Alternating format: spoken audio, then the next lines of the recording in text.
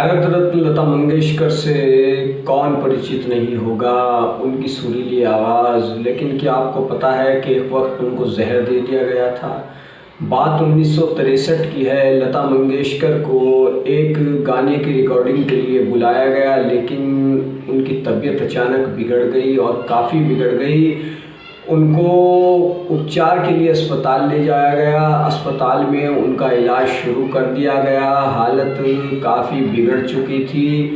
डॉक्टरों ने जब जांच की और पता किया तो ये हकीकत सामने आई कि लता मंगेशकर को धीमा जहर दिया जा रहा था।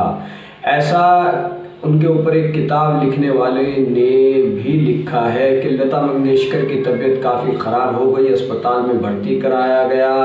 उनके कई चेकअप हुए, कई जांच हुई, उसमें ये बात सामने आई कि लता मंगेशकर को काफ़ी दिन से धीमा जहर दिया जा रहा था। लता मंगेशकर की तबीयत इतनी बिगड़ी कि उनको 3 महीने तक घर पर रहना पड़ा और 3 महीने तक उन्होंने कोई भी गीत नहीं गाया। ये भी चर्चा होने लगी कि अब लता मंगेशकर की आवाज़ चली गई है, वो नहीं गा सकती हैं।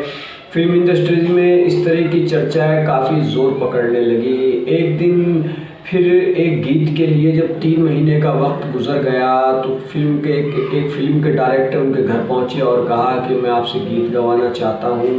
लता मंगेशकर राज़ी हो गई, लेकिन उनके परिवार के लोग राज़ी नहीं थे। उनकी माताजी तैयार नहीं थी।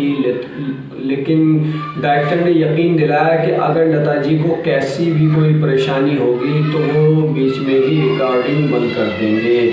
तो इस पर लता मंगेशकर वहाँ गाने पहुँची और वो गाना था कहीं दीप जले कहीं दिल। जी हाँ, 3 महीने बाद लता मंगेशकर ने जब पहला गाना गाया तो उनका ये गीत था कहीं दीप जले कहीं दिल, काफ़ी हिट हुआ।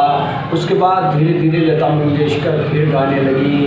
तो ये जो किस्सा है ये काफ़ी मशहूर है कि उनको किस कदर धीमा जहर दिया गया था। लता मंगेशकर से जब एक इंटरव्यू के दौरान पूछा गया था तो उन्होंने इस बात को कहा था कि हाँ मेरी तबीयत ख़राब हुई थी, लेकिन इस दौरान कुछ गलतफहमियां फैलाने की भी कोशिश की गई।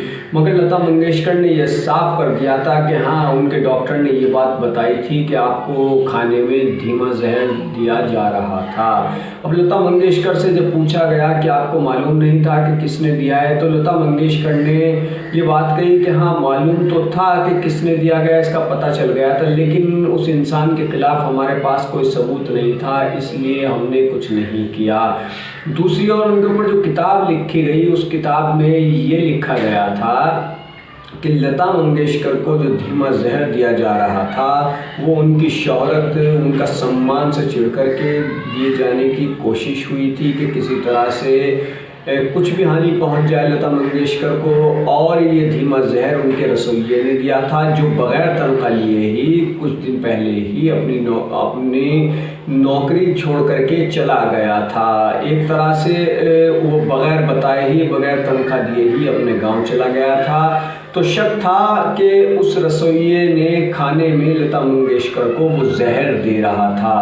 अब लता मंगेशकर ने अपने इंटरव्यू में उस रसोइये का तो नाम नहीं लिया था, लेकिन इतना ज़रूर कहा था कि हाँ मुझे पता था कि कौन मुझे जहर दे रहा था, लेकिन उस इंसान के ख़िलाफ़ मेरे पास कोई सबूत नहीं थे। तो कैसे लता मंगेशकर के ख़िलाफ़ ये साजिश हुई थी, लेकिन लता मंगेशकर पर कुदरत की मेहरबानी रही कि जहाँ वो सही सलामत रही वहीं उनकी आवाज़ भी सही सलामत रही। और फिर उन्होंने एक से बढ़कर एक नगमे गाए और भारत रत्न से सम्मानित लता मंगेशकर आज भी हमारे बीच मौजूद हैं। और वो वक्त वक्त पर कुछ गीतों के माध्यम से भी अपनी मौजूदगी दर्ज कराती रहती हैं। लता मंगेशकर की गायकी की दुनिया में कितनी तारीफ़ की जाए वो कम है। यहाँ एक किस्सा और बता देता हूँ दिलीप कुमार के साथ कि दिलीप कुमार से जब लता मंगेशकर की मुलाकात हुई पहली बार, तो किसी ने कहा कि इनका नाम लता मंगेशकर हैं, बहुत अच्छा गाती हैं। दिलीप ने पूछा